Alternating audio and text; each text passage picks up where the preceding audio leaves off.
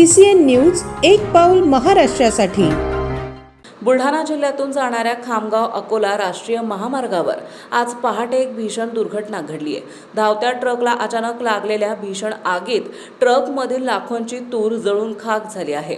Short सर्किटमुळे ही आग लागल्याचा प्राथमिक अंदाज वर्तवण्यात येत असून या घटनेमुळे महामार्गावर काही काळ भीतीचे वातावरण निर्माण झाले होते।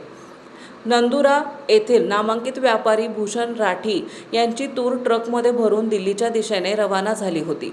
हा ट्रक खामगाव अकोला मार्गावरून जात असताना अचानक इंजिनमधून धूर निघू लागला।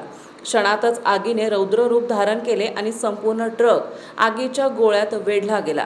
यावेळी ट्रक चालकाने कमालीची प्रसंगावधानता राखत चालत्या ट्रकमधून उडी मारली, ज्यामुळे त्याचे प्राण थोडक्यात वाचले। या आगीची माहिती मिळताच पोलीस प्रशासनाने तत्काळ घटनास्थळी धाव घेतली।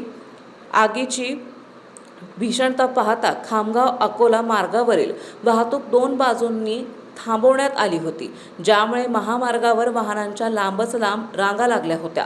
माहिती मिळताच अग्निशमन दलाच्या गाड्यांनी घटनास्थळी दाखल होत अग्नीवर नियंत्रण मिळवण्यासाठी शर्थीचे प्रयत्न केले।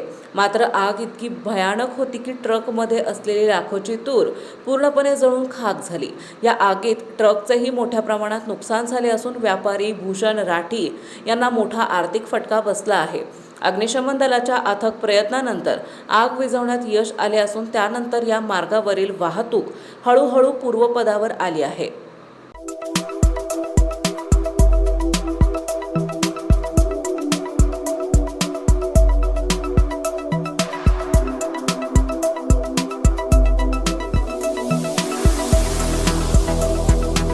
तसेच आपल्या भागातील महत्त्वाच्या बातम्या पाहण्यासाठी CCN न्यूज डेस्क चॅनलला सबस्क्राइब करा आणि बेल आयकॉन प्रेस करा।